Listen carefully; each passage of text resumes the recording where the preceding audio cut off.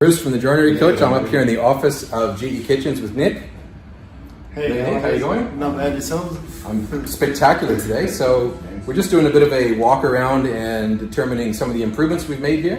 Can you give me a bit of a rundown of what you've seen over the last, say, 4 to 6 months? It's improved here. So basically our factory flow is one of the major improvements that we've had here on our factory floor. Production with the boys as well has been another thing. Getting jobs out in time as well. So. Oh really? So your on-time delivery's We're gone on up. Let me just time. move this stick up a little bit. Oh, that's better. So, One thing I've noticed is that now almost all the stuff in the factory is in finished goods, whereas before there was pallets of parts. yeah, definitely. Yeah.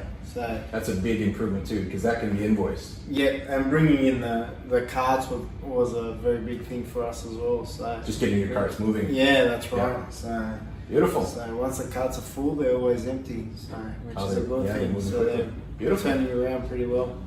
Excellent. Thanks for that. No worries. Thank you. Bruce from the Joinery Coach. Peace out.